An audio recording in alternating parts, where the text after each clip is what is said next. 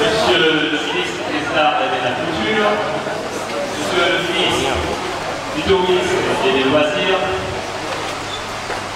distingués invités, mesdames et messieurs, c'est avec un immense plaisir que je m'adresse à vous à l'occasion de l'inauguration du Chinese Heritage Center. La boutique chinoise, comme vous le savez, constitue à elle seule le noyau de la vie sociale mauricienne. Tout un quartier alentour gravite littéralement autour de ce centre. À l'origine, souvent construite en pan de bois, du tôle, sa façade, protégée par de robustes volets en bois, elle abrite à la fois un point commercial de détail et une cuvette où on sert des retraites de robe. Elle ouvre alors et fonctionne tant qu'il fait jour. Tous les membres de la famille y travaillent. Et la limite exacte entre cet espace domestique et l'espace de vente est relativement imprécise et souple.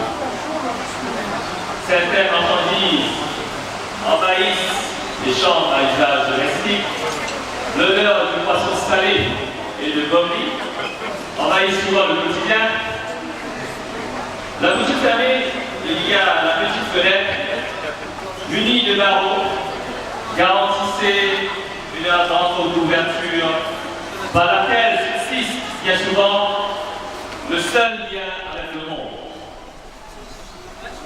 Bien souvent, la boutique chinoise fut, dans les années 60, la première à être raccordée au téléphone, la première à posséder un véhicule de transport, la première à proposer la télévision, qu'on s'empressa de mettre à la disposition des clients ou voisins. Il y a notre voisin, M. Soramba, qui peut en témoigner. En Suisse, en cas de coupure, la boutique du coin était souvent synonyme de survie, secours, espoir. La boutique chinoise vend de tout et on peut y trouver tout ce dont on a besoin. En tant qu'épicerie de quartier, généralement installée à un carrefour, elle fournit de nombreuses spécialités locales telles que le friture salé, samoussa, gâteau piment, gâteau patate, gâteau brinjelle, maison sardine et piment confit. On y trouve aussi des friandises sucrées présentées dans des grands bocaux en verre, confites ou cristallisées. La boutique est ainsi aussi bien un magasin d'alimentation, une mercerie, une quincaillerie, une broderie, un groupe de tabac. Le délancier est donc un intermédiaire fondamental vers le progrès. Toujours disposé à trouver des solutions appropriées, le commerçant se fait négociant et transporteur en amont, conseiller en aval, souvent traducteur. Donc le commerçant chinois pratique en volonté les différentes langues de la payante. Parfois pâtissier ou traiteur, une offre en nombre colossal de services au quotidien.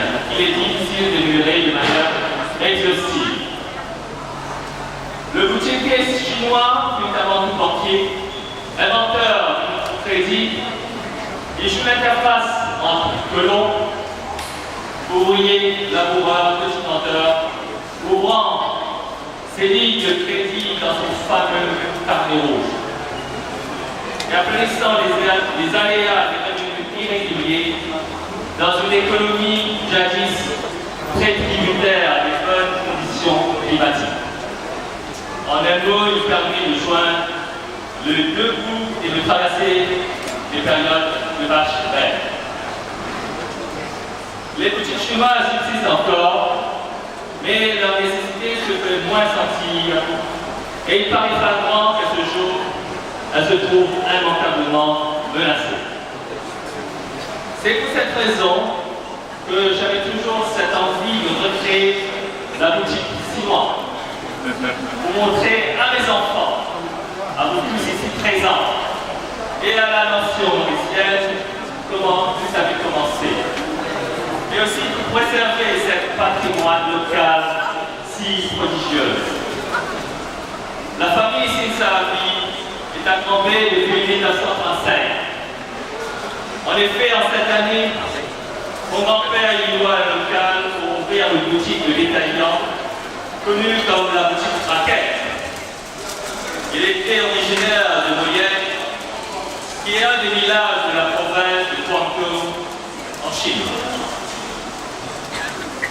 Et est arrivé à Maurice en 1911 à l'âge de 11 ans. En 1950, il ouvrit une autre boutique à l'angle des routes côtières et la Salette, dans un bâtiment qu'il construisit sur un terrain loué. Elle était connue par Grand Bissor, qui est aujourd'hui le Seaport Shop. 2 ans plus tard, mon grand-père acheta une grande portion du terrain de la justice de Saint-Antoine et construisit le fameux nouveau Grand Bissor, là où nous sommes. Si nous sommes parmi ceux qui ont réussi aujourd'hui, nous le devons à la persévérance, à la patience, au dur labeur et à la vision de nos grands-parents qui ont tenu jusqu'au bout malgré les pires difficultés. Par ailleurs, j'ai créé une fondation qui porte le nom de mon grand-père il y a plus d'1 an pour lui rendre hommage, car c'est lui le vrai héros, car tant d'autres grands-parents de ceux qui sont parmi nous aujourd'hui. Au travers de sa fondation, je voudrais perpétuer la présence de la famille Sinsaabi au sein de la communauté de Montréal, tout en apportant, aussi minime soit-elle, à l'édification de la communauté locale. Il est aussi bon de se rappeler de temps en temps de nos origines modestes et de rendre grâce à Dieu pour ses bénédictions. Aujourd'hui, vous allez découvrir, en plus de la boutique chinoise,